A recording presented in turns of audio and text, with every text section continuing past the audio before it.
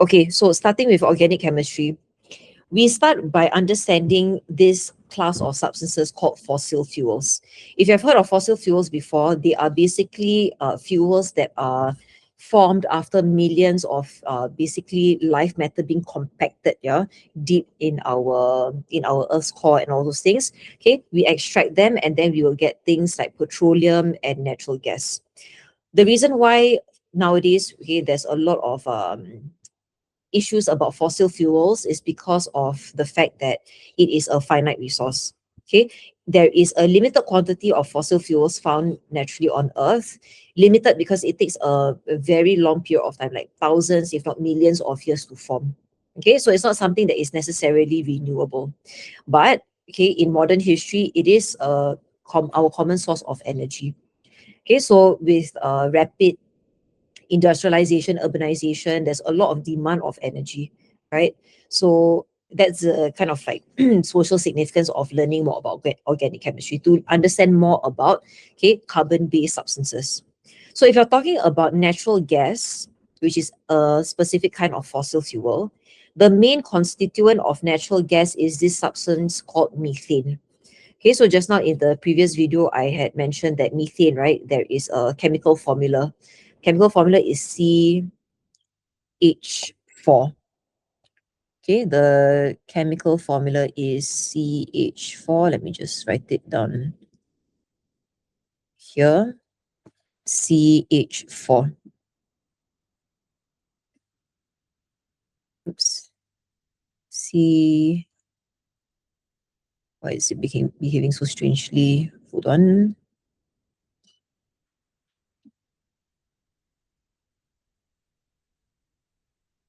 Give me a moment. CH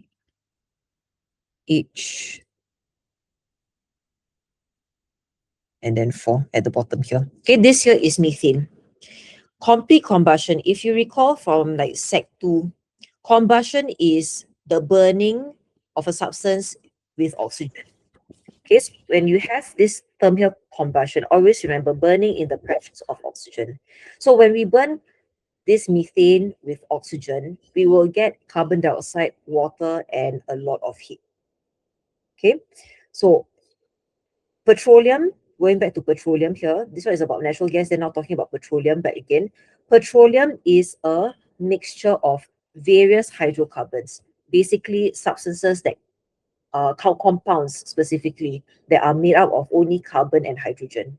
Okay, methane here is an example of a hydrocarbon because it only has carbon and hydrogen in its compound. Petroleum is a mixture. Recall again, mixtures are impure compounds and they can be physically separated. They can be physically separated and the different components of the mixture, okay, they are useful fractions. They all each have their own specific uses. And the method to separate petroleum is actually using a fractional distillation method.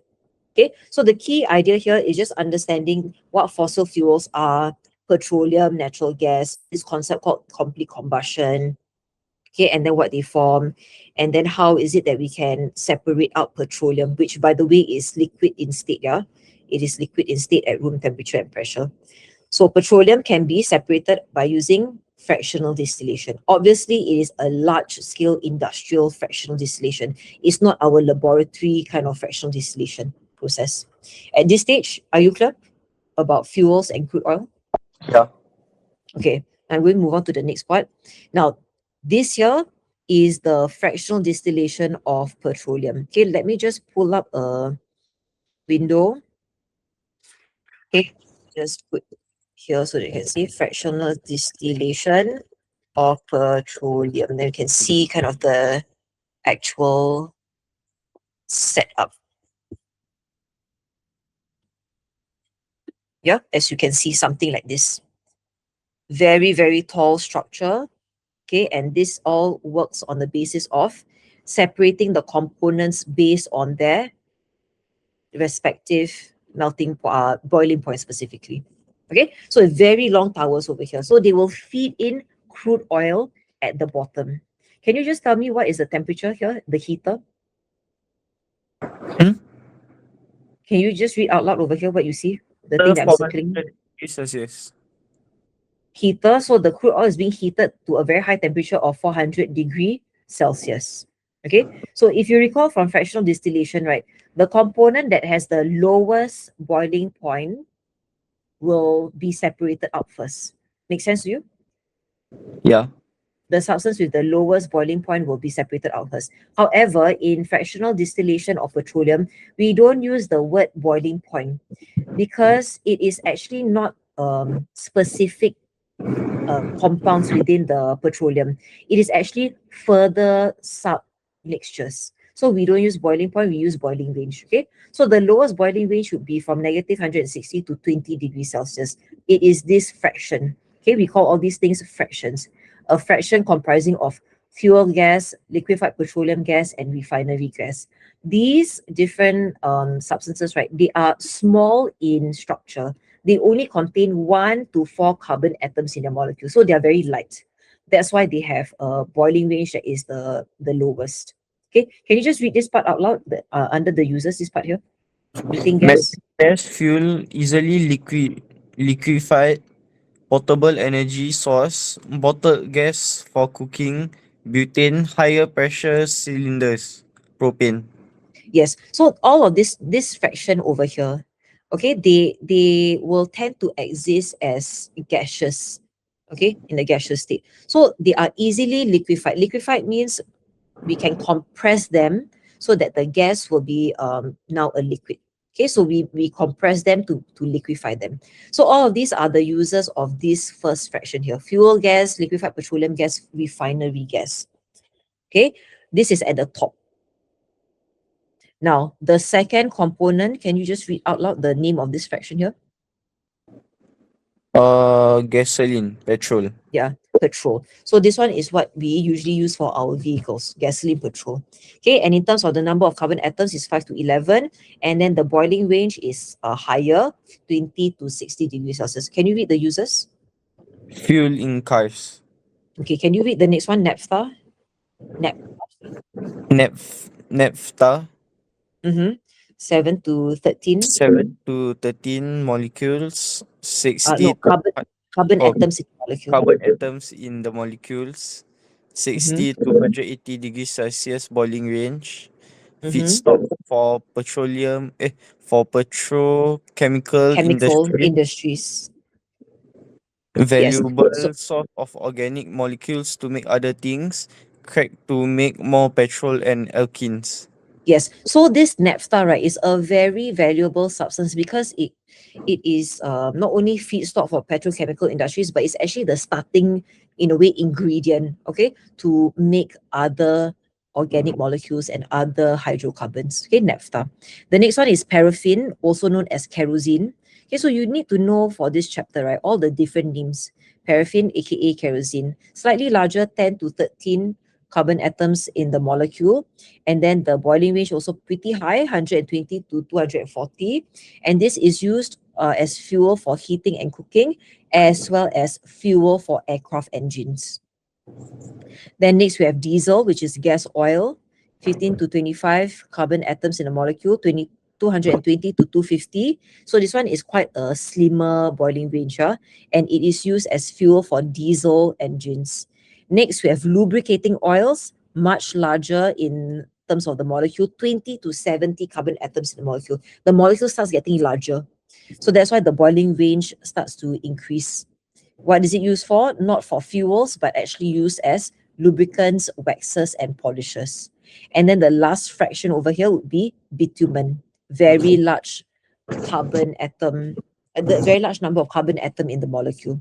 Okay, over 70, and the boiling range also quite high, over 350 degrees Celsius. Can you read what it forms? It forms a Forms a thick, black, tough, and resistant adhesive on cooling, used for making road surfaces.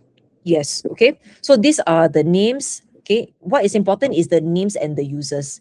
In terms of number of carbon atoms and boiling range, you don't have to memorize. Okay, but you just need to know that the higher up the fractions, right, in the fractional distillation, we are dealing with smaller number of carbon atoms in the molecule. Recap again, yeah. If you remember in covalent bonding, how do we explain the melting point, boiling point? For covalent compounds, they have very weak intermolecular forces of attraction. So that's why low amounts of energy is needed to overcome the weak intermolecular forces of attraction. That's why, generally speaking, covalent compounds have low melting point, boiling point. However, as the size of the covalent compound gets larger, the the intermolecular forces of attraction actually get a bit stronger. Okay, so the bigger the size of the covalent compound, right, the covalent molecule, the melting point, boiling point will actually increase. So if you see here, the larger the molecule, the higher the boiling range. Okay, and that is the basis behind it. Okay, can you read this section here that you see on the left over here? Fractionating column. Fractionating column to separate the components in crude oil. Decreases in boiling point, viscosity, carbon atoms in molecule. Increases in Volatility. volatility, ease of ignition. Yes, and this is actually referring to this arrow that's pointing up. So the higher up the fraction is, right, the boiling point or the boiling ranges decrease, right? Because over here very low. Viscosity refers to how thick and gloopy it is. So you just imagine honey versus water. Honey is very gloopy, right? Yeah. There's kind of a weight to it, yeah. So it's more viscous. So at the top, it is less viscous. And of course, at the top, you have less carbon atoms in the molecule. However, volatility has to do with how easy it will react, how volatile it is. So the smaller the fractions are, the more volatile it is. Ease of ignition means how easy it is to catch fire, or how it is to basically burn, in that sense. Okay, you want to just take a screenshot or a photo of this table first? Let me know once you are done.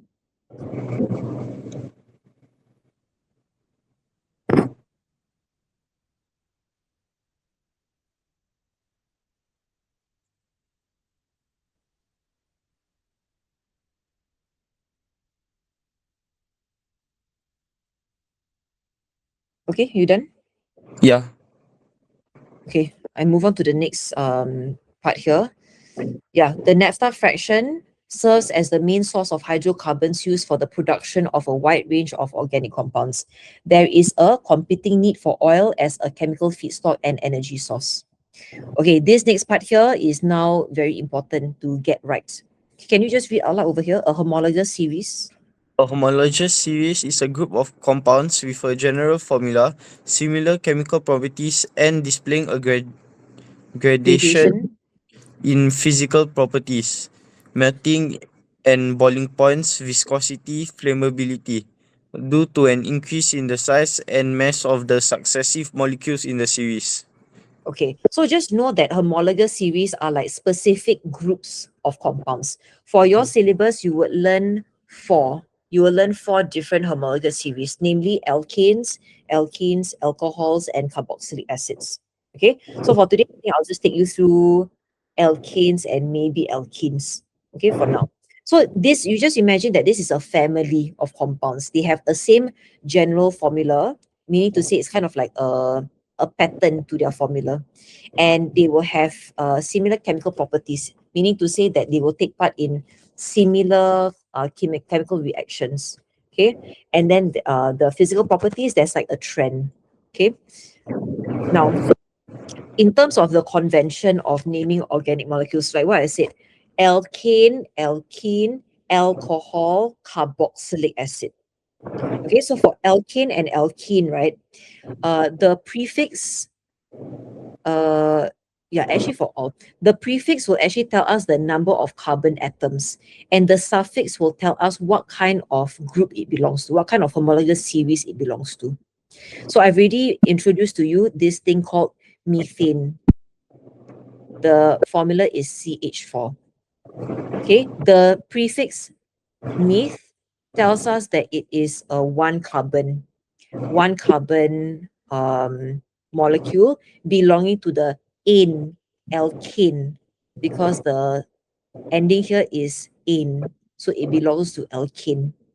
Okay, so the next one is after methane is 2 carbon. 2 carbon is eth. Okay, so the prefix is eth, and then the suffix, the ending is in. Okay, this tells us that it's 2 carbon and it belongs to alkene. So this is the table to show you what is the, I'm going to highlight to you. Meth is the prefix for 1 carbon. Okay, I can't highlight this for some reason. Let me just underline. Meth is the prefix for 1 carbon. Eth is prefix for 2 carbon. Prop is the prefix for 3 carbon. But is the prefix for 4 carbon. Pent is the prefix for 5 carbon. Hex is the prefix for 6 carbon. Hept is the prefix for 7 carbon. Oct, 8. Non, 9. And then dec is 10.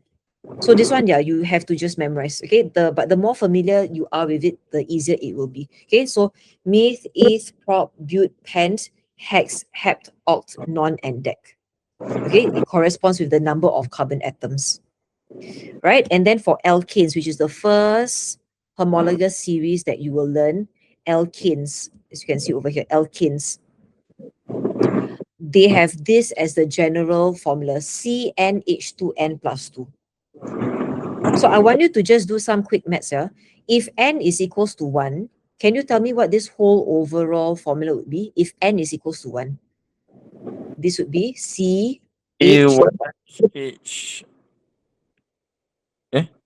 1 equals If n n. is equals, yeah, if n is equals to 1. CH4.